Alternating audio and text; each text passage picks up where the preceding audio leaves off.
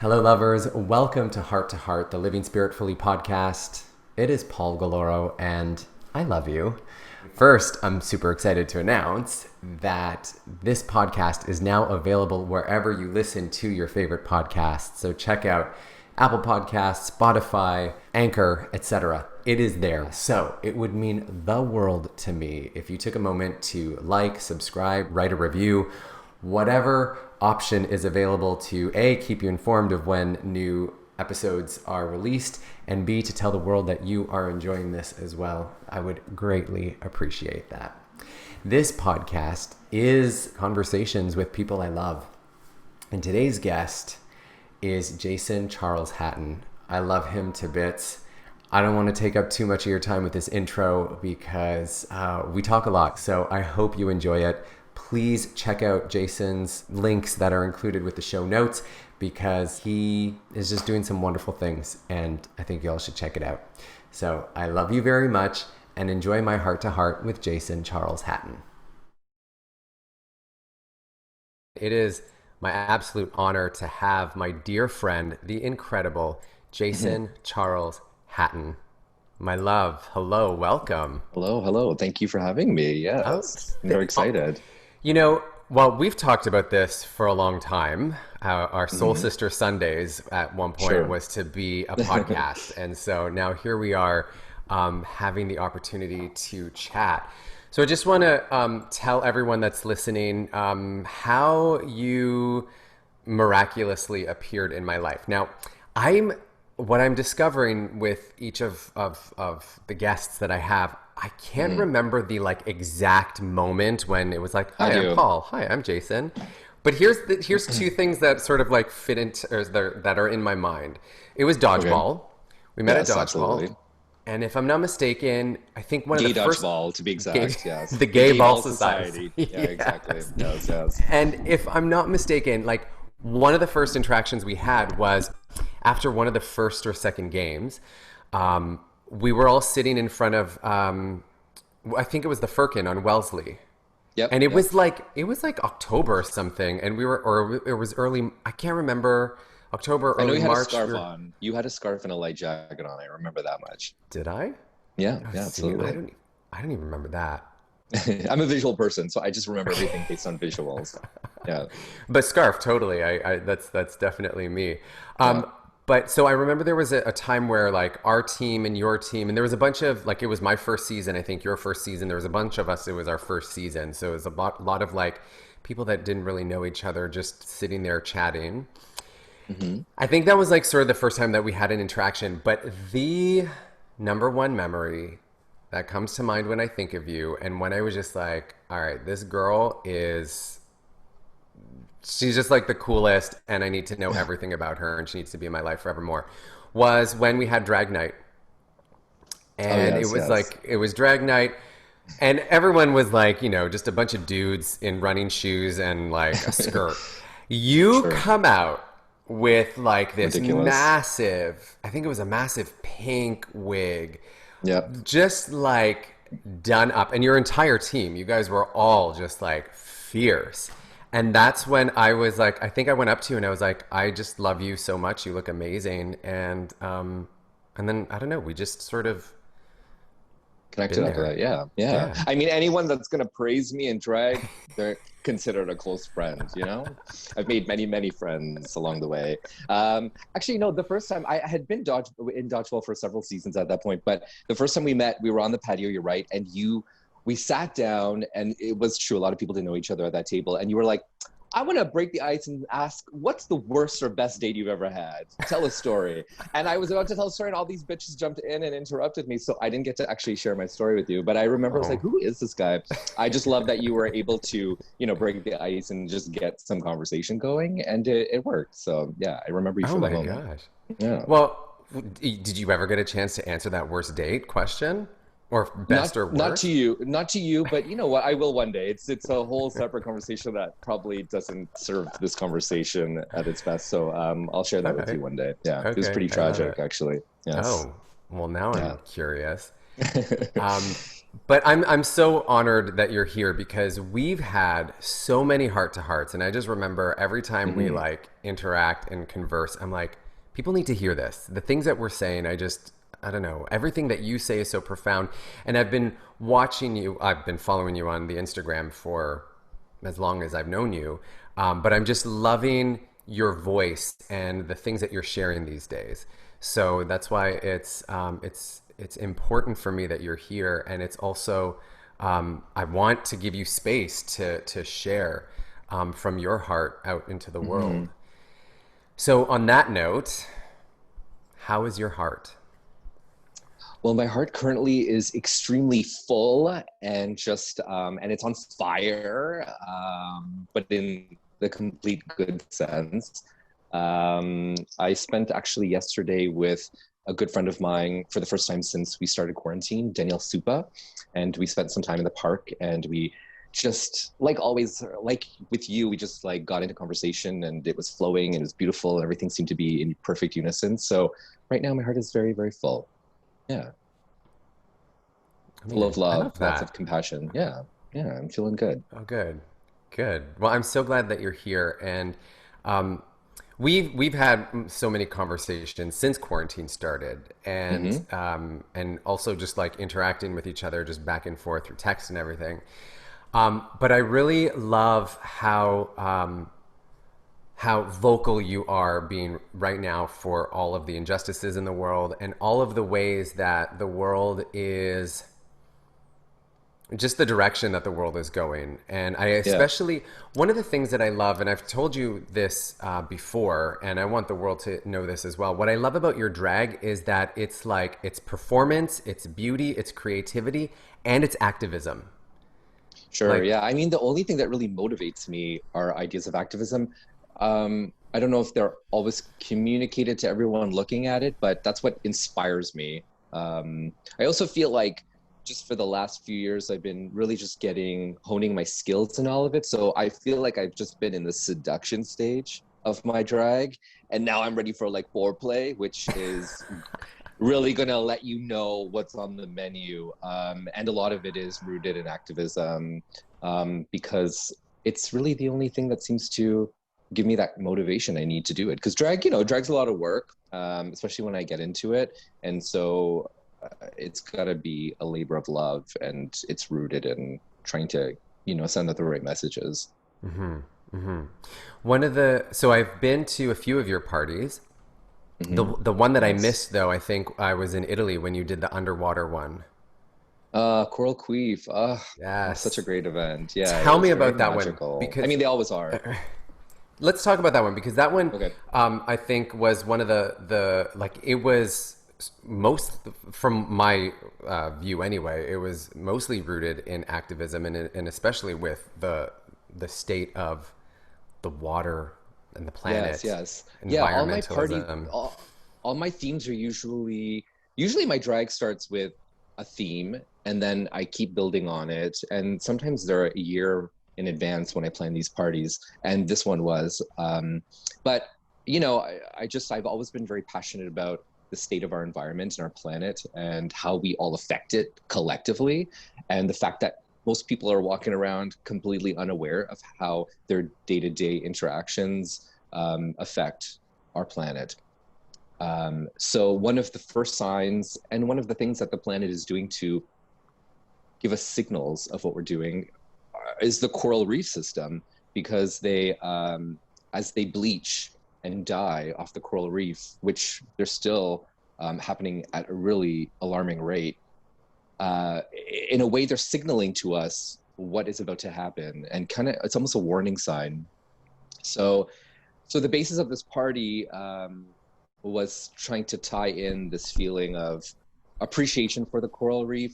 Of course, not everyone is going to completely understand the complexity of what I'm trying to address, but the fact that it was an inspiration for people to explore what coral reef meant in the terms of their costume and how we can play with sounds and music in that space that reflect being underwater, and being in that environment. And I started researching about nighttime activity in a coral reef and how it's so different than the daytime. And I wanted that to be reflected in the decor and the overall atmosphere. So even though maybe not every single person attending the event and who got dressed up in their best drag necessarily knew or understood all of that information, just me being present in it and bringing to life this space, I feel like it was able to, evoke a bit more of that awareness and kind of send that energy out into the universe. And on top of it, it's just a really loving space that we've created.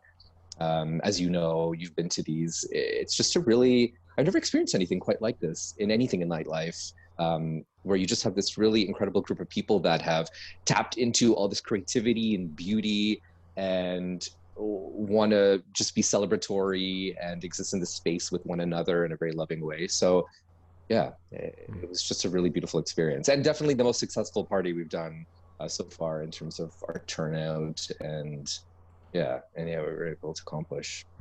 Yeah, it was so sad you couldn't be there, but you know what, it's going to keep going, so there'll always be parties that people have to miss, unfortunately. Exactly. And I will be at the next one because I'm making it a point now in my life to be present at them, because one of the things that I loved and you've already mentioned it, is that community. Like I've gone to many parties in my life, and there's always that level of like judgment or like the cliquiness or the you're an outsider, you don't belong here.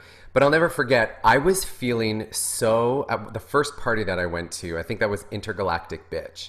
Yes. I had I've never done drag before. I think I've done like, drag at Dodgeball. So it's like literally go to Value Village, put on a dress, slap on a wig, and there I'm in drag. Sure. And so for this one, I remember that I've never done full drag, and all I did was run to, I think I went to H&M. I bought 2 things that could fit. I had a pink wig, and I bought a pair of heels from Payless. And then I went. That's how you do it. And I went, and I remember thinking to myself, because I'm seeing all of you queens, and you all are gorgeous, and you all looked amazing. And I just remember seeing everyone and thinking, for myself, feeling so I don't belong here. And really, yeah, you know what? That breaks my heart when people have expressed sometimes I really want to come, but I just can't live up to this idea. And I'm like, first of all, the first time we all had this party, which was in 2013 or 14, we all look busted. So we're rooted in very tragic drag, and that will always be part of my drag. There's always going to be an element of something that's pretty tragic when you get really close, but the thing is, drag is not about, and I know you're going to continue this thought and your experience there, but drag is not about perfection. Nothing important in life is about perfection. It's really about how you stand in it. That's what matters. And that's what real drag is. That's why I encourage more people to come in every animation that they can imagine or are capable of accomplishing. So there's no standard, there's no specific idea. Of course, we have things like RuPaul's Drag Race that have set certain, I guess, ideas or kind of given an impression of what drag should be, but it's about how you stand in it. It ain't got nothing to do with how you beat your face or how cinched your waist is. So yeah. Well, and that's what because I went in there thinking, oh my God, who am I? I'm just a boy in a dress, but here are drag queens. But I felt so accepted, and everyone was just so generous and loving, and that is, to me, that's what stands out so much about the party. Aside from the music, because you play the best music, but it was some great DJs. It was just the community, and that's what I love, and I think that is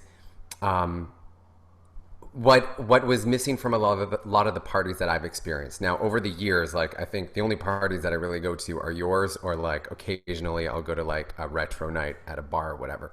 Back in the day when we could do that, but I have not felt such a community feeling in a space like that. Like I did at your party. So that was amazing. Well, great. That's incredible. And that's the whole point of why we do it. So yes, I'm glad you had that experience. So how does your drag inform other areas in your life?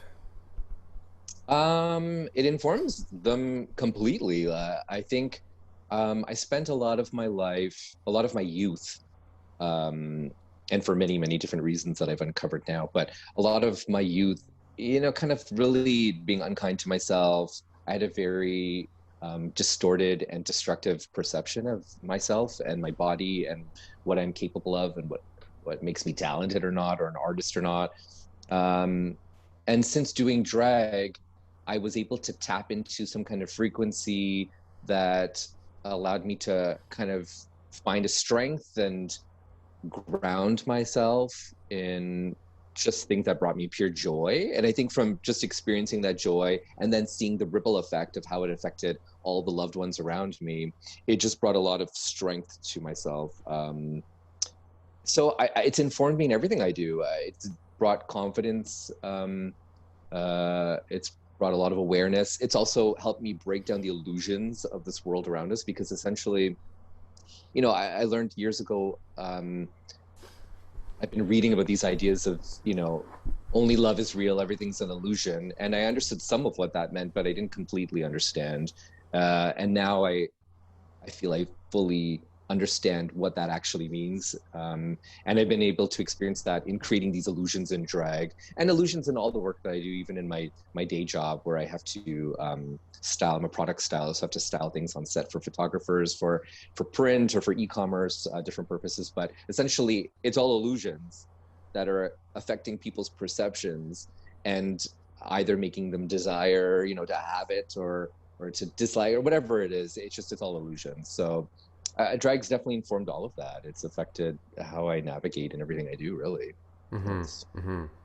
Well, I love what you said about it's all an illusion and only love is real, because that is like the Mhm. basis of A Course in Miracles. And we've had these conversations about A Absolutely. Course in Yes. Miracles. Yes. I want to dive more into that, into this idea of the illusion. What is sort of like, what do you, according to you, what do you think is the biggest illusion right now that people are falling sort of, are falling in the trap of right now? Oh gosh, there's so many. Well, anything that incites fear is is the cause of some kind of illusion, Mm-hmm. essentially. So, but I think the most damaging and the first step to, you know, falling to this world of illusions is the belief that we are separate from one another, because we have these individual capsules that, you know, contain our spirit, and we're here navigating on earth as individual bodies. we now have been we're now under the idea that because I'm having this individual experience and because my body is separate from you, or so I perceive it to be, that makes me separate from you. So I think that's the greatest illusion, because Mm-hmm. I don't believe, I truly walk around now in my entire life looking at everything around me as a connection to me. I don't think that another person is separate from me. Any kind of form of life, a plant, an animal, whatever it is, we're all coming from the same source. So the fact that I see something that's separate from me and could fear it or perceive it to be, just basically have judgment about it, is Mm-hmm. really kind of the first step to falling into some illusion behavior. Mm-hmm. That makes sense. Yeah, absolutely. It's interesting because Asata was the guest that we had on 2 weeks Yes. ago. Mm-hmm. And she and I had a conversation about this. And I said to her, because she talked about her struggles as a black woman. And now I don't understand that, and I will never understand the struggles of a black woman. But the fact that I have seen her struggle, I've heard her talk about them. I see the connection between us, and that just opens up my heart a little bit more, because for Mm-hmm. me anyway, when you have experienced deep pain, and your intention is to not perpetuate that pain. There's a lot of people that are in their pain, and because they're in pain, they want other people to be in pain. Mm-hmm. But Yes. when, for the way I see it, when you're in pain and you don't want to see others in pain, it opens up your heart to be something that will be a salve on that, rather Yeah. than perpetuate it. And so when I just in the conversation with her, I don't know her pain as she does, but I see that Of she course. has it, and because I see that she has it, I want to do my best to heal it as best as I can in our interactions together. Do you know what I'm saying? Sure. And I feel like that is one of the ways that really unites us, because whether it's, you know, we're feeling pain for whatever reason. It could be from, you know, me growing up as a gay man versus a black woman versus, you know, just anybody Sure. that is experiencing something. I think when we tap into that and then we make a point not to perpetuate that, that's a way to come together, because then Absolutely, it makes us yeah. more like, that helps me open my eyes more to the injustices to BIPOC. Of course, That yeah, helps me absolutely. be more aware of the way that the planet is being treated, and we've had conversations about this, about how all of that stuff is It's all intertwined and connected. It's connected. all connected. Yeah, absolutely. I think that's too the most exciting part of this time with COVID and the obviously the empowerment of Black Lives Matter and the surfacing of all this information, is that I've been aware of our effect on the environment, and I've been aware of issues that we have with racism and policing and our prison complex, you know, this, and I've just now been able to connect the dots. I didn't realize that they were all really rooted from the same damn problem. And so I think that's exciting to see. Oh, okay, this, all these problems stem from one problem. And really, it's important that we focus on how we correct the root of that problem in order to have the change affect everything, because it's a ripple effect, and that's what kind Right. of brought us here to begin with. Yeah. Well, in A Course in Miracles, we talk about how the cause is the separation from one another, and the effect is all the ways that it plays out, like you've said, with the environment, with racial injustice, with Yes. the prison system, et cetera, et cetera. So you had said, you know, it all comes from that one thing. Want to expand on what that one thing is? I like, we've talked about this already, but I want you to just name it for everyone. I mean, a great name for it is white supremacy. That's a, I mean, it could be, you could look at it from many different angles. You could label it different things, but um, it started with colonialism, when people went into other parts, other cultures, other segments of people, and imposed this certain way of thinking and being that was separating one another, and then allowed for things like, you know, these capitalist structures to be created that just further oppress and separate everyone. It's really that. It's colonialism, man. That's really where it all started going wrong. But yeah, the root of it is basically this idea that we're separate. And again, Course in Miracles addresses that, because if we realize that my religion, my race, my place in life, the country I live in, the home I have, none of this separates me from you. We're all collectively pouring into one thing. It's life is a circle. It's not these separate points. So if this segment of people is being oppressed and killed and restricted and abused, we're really doing that to ourselves, because we're all in it together. We're all really coming from the same source. So the connection, yeah, I mean, the connection, I have to say, it's white supremacy, really, because at the end of the day, if we can tear that down and we look at all the little facets that build up that one idea, it's really causing death, violence. It's killing our entire planet. It's, you know, making the rich even more rich and powerful, and making people who are poor and suffering even more. So, you know what I mean? So that's Yeah, how you I sum it totally up, get baby. that. I took a course in dismantling racism, and Yes. they talked about the hierarchy of racism, and the way the system is designed is that white's on top, black is on bottom, and in the middle, it is a fluctuation of all the other colors. So, like, at one point, like the Asian population was closer to the top, but then COVID happened and they moved down the ladder a little bit closer to the bottom. At one point, there was, And when you mean move to the bottom, do you mean in terms of people's perception or in not terms people's of? like in terms of like who's the bad guy now. Do you know what I mean? Oh, I Like see. the So white again, guy, yeah, this the perception. white ones are always the best. The black ones are always the bottom, and then Hmm. like there's just like a flexible movement Yeah. in the middle because I didn't like you know, we at one point after 9/11, it was like Muslim people are bad. And then, COVID happens. Now it's like, oh, Chinese people are scary because of this virus or whatever. And it, it doesn't make sense to you and I, but like Of we've course. seen this play out, right? Sure, sure. And I don't want to say that it's just in the United States. We see a lot of that in the United Oh States in the no, media, it's the way they run everywhere. everything. But it Sure. is everywhere. I think the Um, United States is definitely a representation in this world of everything heightened. So it's a little bit more heightened. Of course, a lot of our media.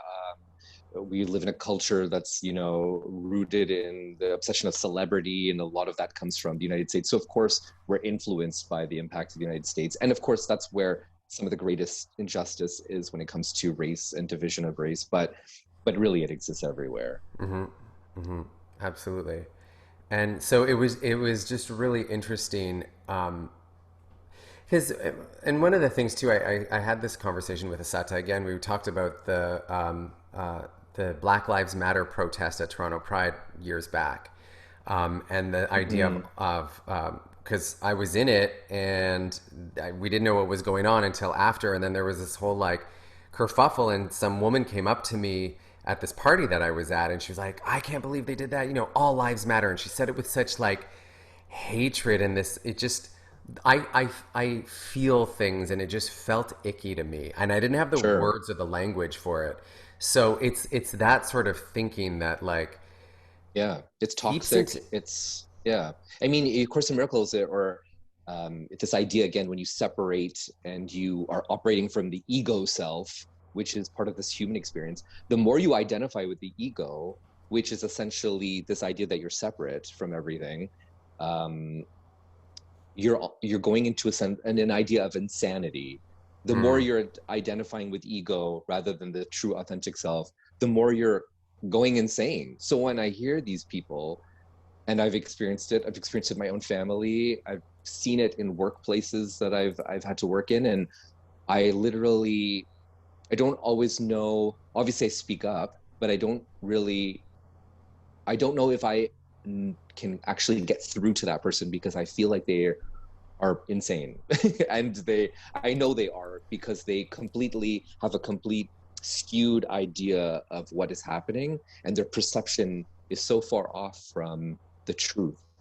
um, and so for those people, I don't know, I've realized a lot of basic bitches out there, and I always had this saying that, you know what, I realize that most people are stupid and have bad taste, and of course that's a very aggressive way to look at something, and I say that with a sense of humor, but I just realized there are a lot of basic bitches out there, and they don't hold the power within themselves. They put the power outside of themselves. They put the power in their mm-hmm, government, in their religion, in other people who've told them what to do and how to mm-hmm, be and how to exist. So when you don't stand in that power and you've put it all outside of yourself, naturally you're not going to have the right resources and tools in order to take in information like the protests at Pride with Black Lives Matter, and to be able to listen, understand, comprehend, and absorb that information so that you can understand what it means rather than to form some judgment about it and put your hands up. So mm-hmm. what do we do Yes. about those people? I don't exactly always know. Obviously you stand up for what's right and we vocalize things, but also for me what's most important is this young generation of people who are incredible and just challenging norms when it comes to everything from gender identity and how we police and govern our communities. So for me, whenever I see people that are set in that really egoic and destructive kind of state of mind, I just have to remind myself that for every, you know, basic bitch out there, there's some young people coming up who are going to have to combat that, as well as myself, to share that information to combat that and counteract that behavior, if that makes sense. But yeah, it's scary to be in front of that at times. And my heart goes out to the people, especially in the United States, on the streets, and for Black people to have to be dealing with this aggression from the police, and it's really disgusting and disturbing. Well, it's while you're saying all of this, the one thing that sort of sticks out is how I can see now how drag fits in all of it. Because, and you've said this, like drag sort of distorts or it shifts people's perception. So when you have somebody that has a distorted perception already, you need to distort yourself to make it through that. It's like looking at through a kaleidoscope. Do you know what I mean? It's almost like you have to sort of, they're looking through a kaleidoscope of everything sort of all distorted. And so you need to somehow fit in those things so that they can see, hopefully, a little bit clearer within that distortion. I don't know. That's what sort of what I'm getting as you're saying that. And so that, and see, I've always believed that like creative people, and to me, you're one of the most creative people on the planet. And so creative people are, for me, I've always been the most tapped into the creative force of the universe, God, love, whatever you want to call it. Absolutely, yeah, sure.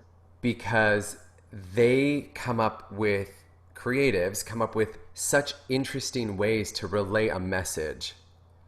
And many different creatives can relay the same message in many different ways to sort of get it out there. And it's like that power of love, God, universe, etc., is just like trying to get that message out. That's what a real artist is. For many years I struggled. I never defined myself as an artist. I said that I can make things look beautiful. I never actually used the term artist because I didn't really connect with what I was doing. I was just hired to make something look a certain way. And then now I understand how there's an intention behind what I'm doing, and it's communicating these ideas. And it's not coming from me. It's being channeled through me, which any artist that's in the right frequency with their work and the content of their work will say the same thing, is that it's not coming from me as an individual. It's literally, my body's a vessel that is being channeled through from obviously my higher self or something outside of myself, which is God, and it's what unifies all of us. But yeah, that's the job of an artist, is to flip the script, shift people's perceptions, or open the mind, kind of let a little bit of light into something so that somebody can look at something or feel something or hear something, and it has to spark something inside. And that's why music is such a incredible force on this planet. And outside of mathematics, it's like the universal language, because it literally impacts culture and completely shifts how we operate. And you think about some really iconic music, and at certain times of change in our human existence, and you can see how that impacts it, and what those artists were doing with that kind of work. Right. Yeah. In Marianne Williamson's A Return to Love, she talks about the miracle worker, miracle being a shift in perception from fear to love, and a miracle worker is somebody that brings that to the world. And she says, and I'm paraphrasing, but she says, they're like an artist of the soul. And when I read that, I was just like, yeah, I like that idea of artist of the soul. And that's another thing I want to also mention, is that everyone has this ability to tap into a creative frequency. It's not just for a certain group of people. I think I often hear people, even for the drag party, that's another reason why I do it. It's because a lot of people who come and get all dressed up are often people who don't identify as creative people or come from a creative background, and they are taking an idea in their head and they're bringing it to life in a way that they've never imagined before. And that's exactly what creativity is. Creativity could be found in gardening, cooking, anything that you take an idea in your head and you bring it to life in some form is a form of creativity. And there's healing in that. And it's important to explore. My friend Danielle Supu, who I met yesterday, I mentioned, she operates this incredible space called Souvenir, and they do many incredible things there. One of the future projects she wants to focus on is a group of adults who are in a new stage of life. Maybe they're in their 50s, 60s, 70s, and their responsibilities, raising their children or, financial responsibilities are kind of past now. They've settled into a new place in their life. And now they're exploring creative pleasures that they kind of left in their youth because you couldn't make money and, you can't be an artist and survive in this world, which is also a horrible way to, grow a society, is to kind of suppress creativity and focus on other things. But that's a whole other topic. So she's focusing on this event that's going to allow these adults in their later part of their life to tap into their creative frequency and kind of uncover a lot of things that maybe they didn't have the opportunity to do in their younger life. So there's always opportunity to do that. And it's a very healing practice to incorporate into your life in whatever form you can find it to be. You know what I mean? Yeah, absolutely. I love that. Because there are so many ways in one of the things in the Italian culture is something known as Bellafigura, and the literal. Oh my God, that's what she said. She's Italian. I think she told me that term. That's crazy. Yes, it's Bellafigura. Yeah. So the literal translation is the beautiful figure. Yeah, that's exactly what she's talking about. That's hilarious. So depending on who you talk to, a lot of times Bellafigura is like to make a good impression, but most of the time it's to make a good impression, to make yourself look good. But the way I look at it a more heart-centered Bellafigura is about bringing beauty into the world. Absolutely. It's about dressing your best, and you don't dress your best just to to show off. You don't dress your best to for any other reason, but to just show the best part of you. Like a flower blooms and it's just beautiful. So then we do the same.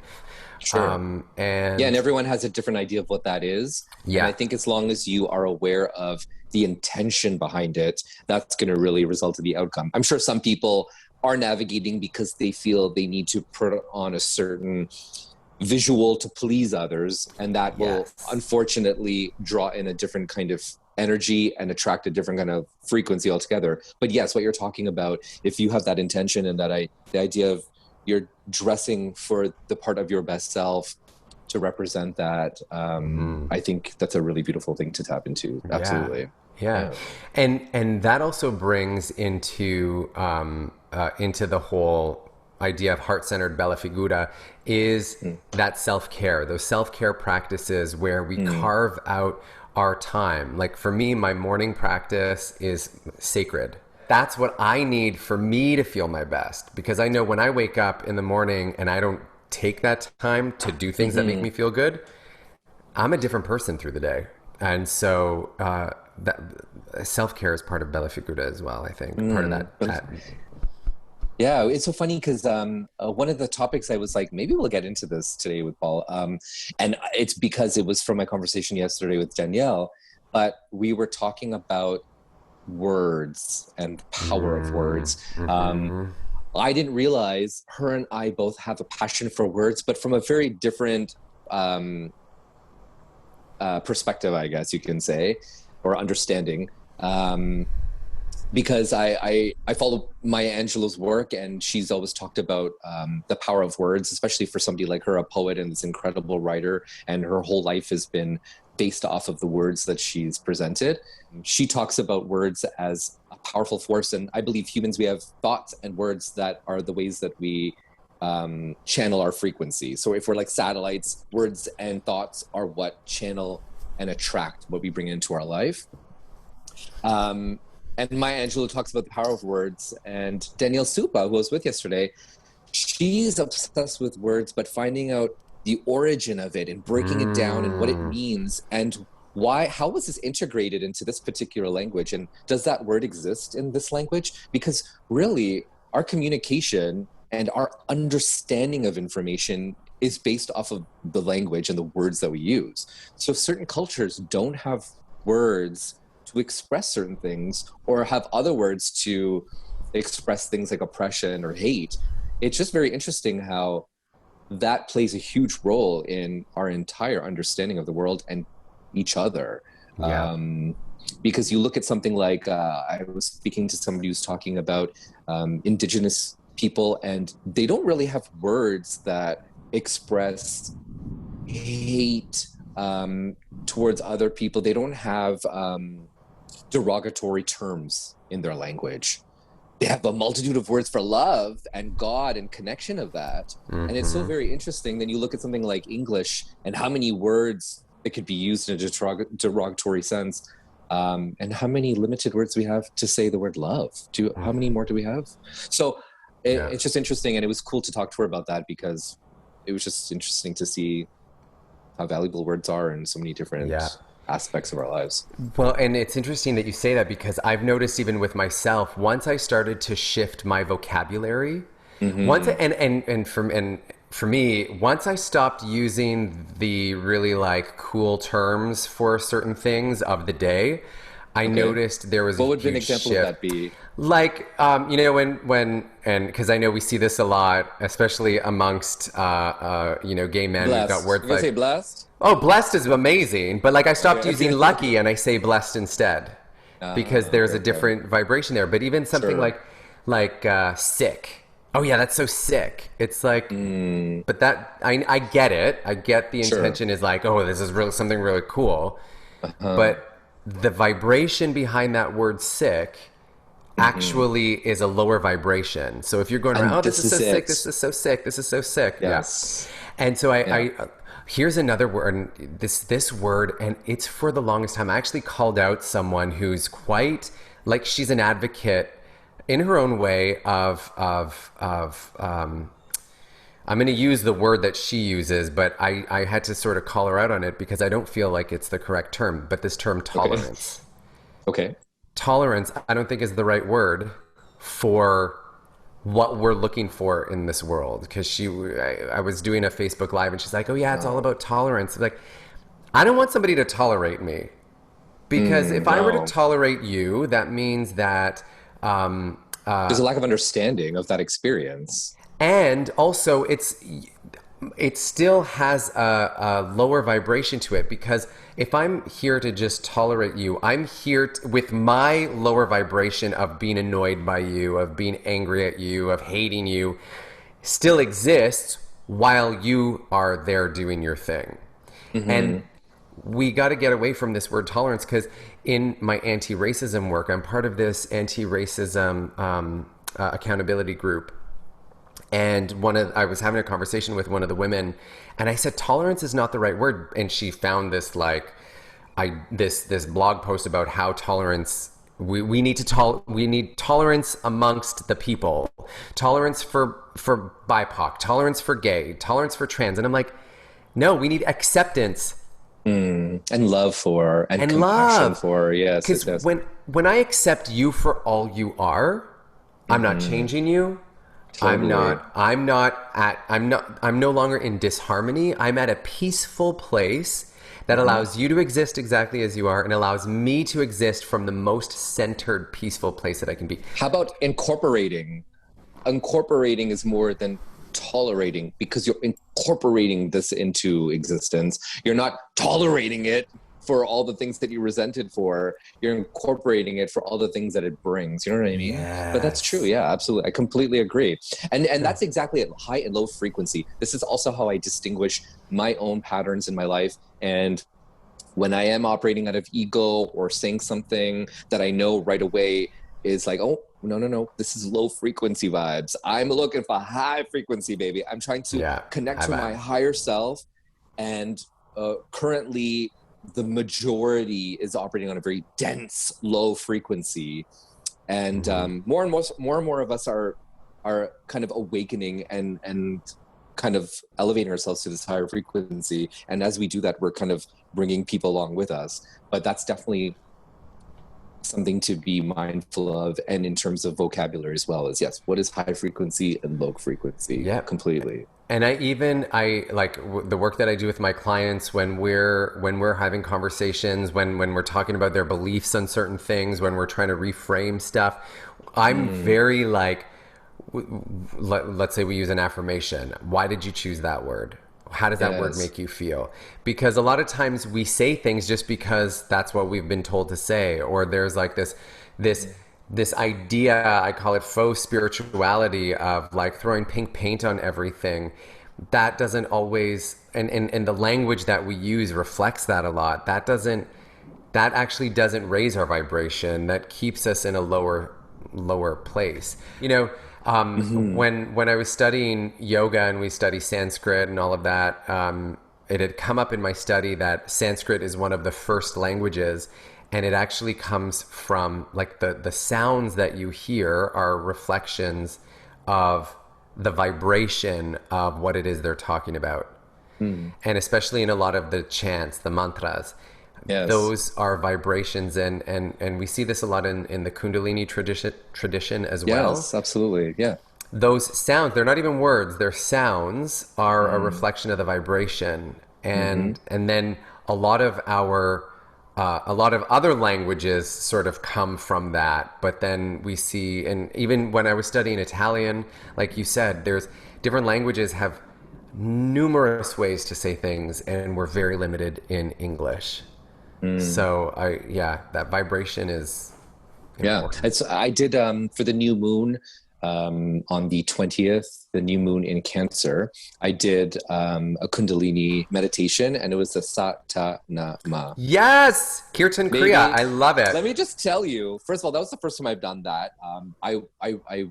This yoga teacher I follow basically said her teachings taught her that if you could only do one meditation, this would be the one. And so I was like, okay, I'm going to give it a try. And it felt like it aligned with the new moon and the things that this new moon is bringing in terms of energy. So I felt this is the right thing. And I did that class. And first of all, I did the short version. I know there are longer versions of this, so I want to continue that practice. But after I did that and the class was over, you go into, the instructor went into kind of describing what we experienced and kind of, closing the practice with a namaste. And I couldn't even listen to what she was saying because I felt like these balls of energy in my hands. And it felt like as I was lifting them up and down, it felt like I had globes of energy in my hand. And I felt things like this before. And, you feel like these energetic things with your aura, but I've never really felt anything quite like that. So, and my intention going into it was about all the work that I really need to focus on and manifest in these next 6 months. And I realized, I guess, a lot of the work that I have to do is through my hands, and I guess creating.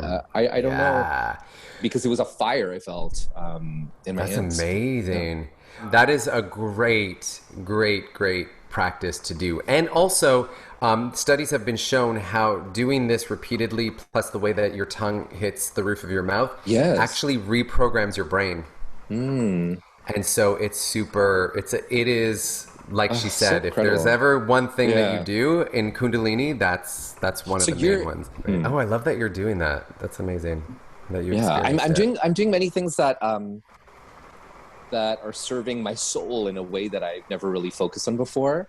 I've been doing things gradually, I'd say for the last 7 years or so, to really shift my way of being. But now I'm ready to really kind of take that further, trying to focus on more energy healing as an empath as well. I've only realized in the last year that I'm an empath and what that actually means and how I operate in that. And I think not knowing that before was could be very traumatic for me at times, because I was often absorbing the energy, feelings, thoughts, experiences of other people without even really knowing that. And I went through all kinds of emotional trauma, sometimes having to deal with that. And now I'm aware that it's not myself that I'm experiencing necessarily. It's just absorbing things that are around me. So yeah. Power of words, baby. Yeah. Knowledge is look power. At you now. Look at me now. I am operating under more delusion than ever before. And it's serving me fabulously.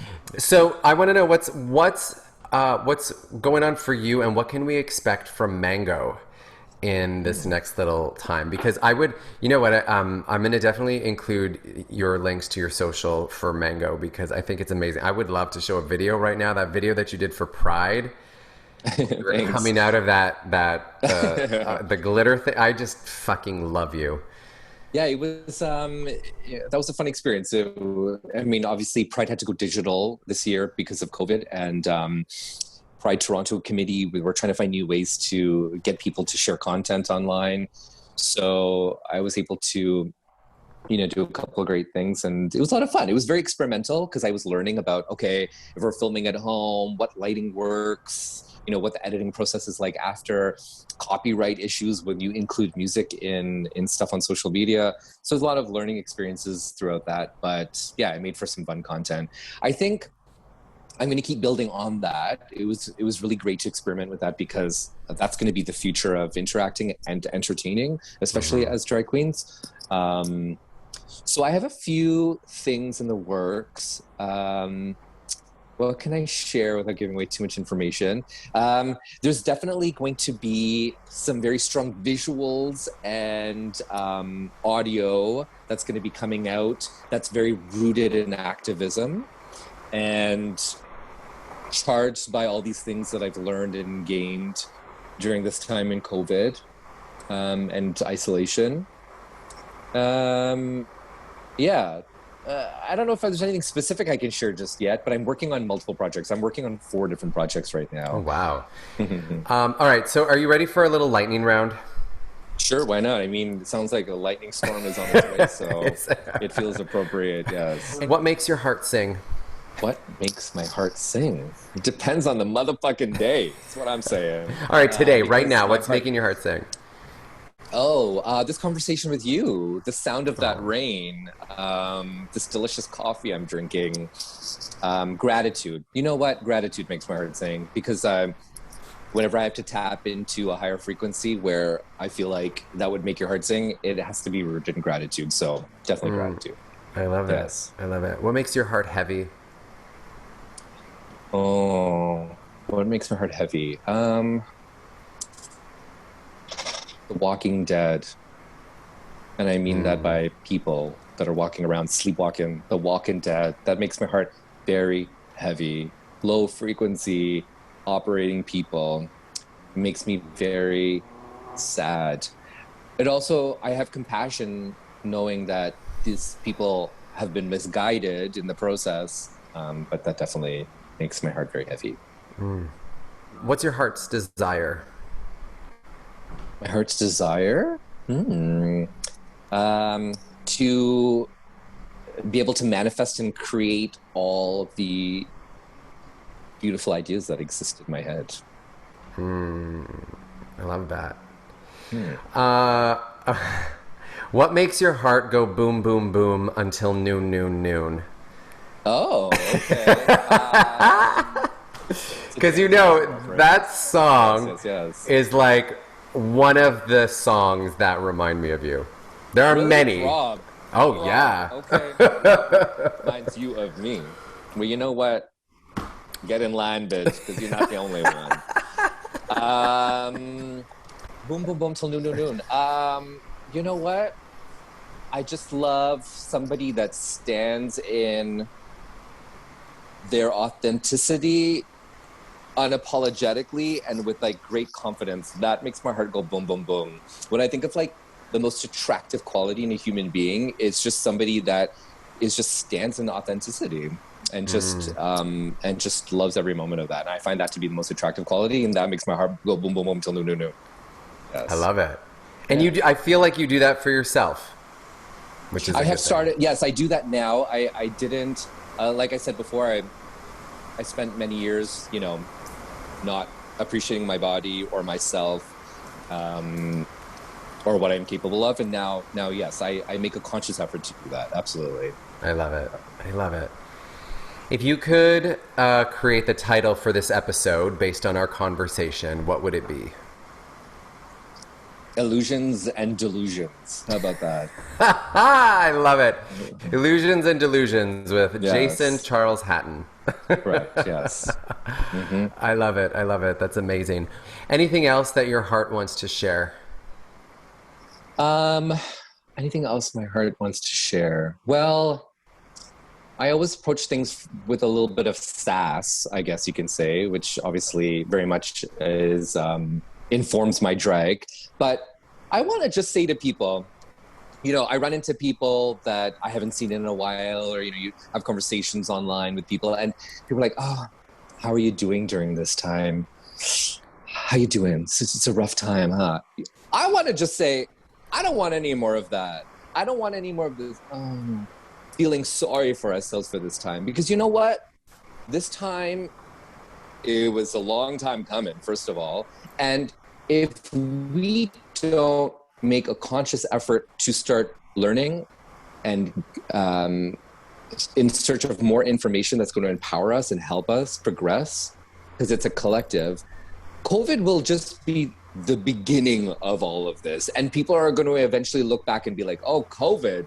Oh, that was the good old days when all you had to do was stay home and wear a mask. Because you know what? If we don't get our shit together and do better and all contribute to this, we're going to experience many, many more things that are going to shake us and awake us. You know what I mean? Because we can't keep moving forward without having to do better. So I want people to start taking the time to empower themselves and bring that power back into themselves so that they can navigate and do better for everybody else. And it's a responsibility that we all share and we have to focus on. Otherwise, like I said, bitch, this is just the beginning of many things to come. So that's really my last thought that I really want to share with people and kind of end off on. Yes. I love that. I love that. Thank you so much. I had the best time. I honestly, you expand expand my heart and you expand my mind whenever we have these conversations. Likewise, yes. So likewise. I'm so glad that that now other people can experience this. I love you tremendously. And I love you too. We're gonna have this heart to heart again in 6 months, and I want to see how things have transpired. That'd be interesting. Yes, because we're right now, as I mentioned, Mars is in Aries, and it is so until I believe January 6th or 7th, and I have my own action plan during that time. So yeah, that'd be kind of cool to connect and see what has all unfolded. Well, and Mars will go retrograde in that time. That's why he's going to be in Aries for such a long period. So a lot of fun stuff is happening. We had the divine feminine in retrograde when Venus was retrograde a couple months back, and now we've got the masculine aspect that's going retrograde for a period. And there's a lot of wounded masculine energy out there right now that hopefully this Mars retrograde will heal. So that's a whole other topic, masculine and feminine energy and how they coexist and operate with one another. Yes. I feel like that's a very important conversation to have. So maybe we can touch base on that next time. Okay. I love you so much. Thank you so much for your time. Love you too. Thank you. Thank you for this time. You're welcome. Bye, my love. Once again, a big heartfelt thank you to our guest today. Please be sure to check out the show's links for ways to get in touch with them. And also in the show's links, you will see a link to the Living Spiritfully Collective Facebook group. It is a heart-centered community that I created in order to bring together people who are doing the work. So check us out. I love you all, and I'll see you in the next episode.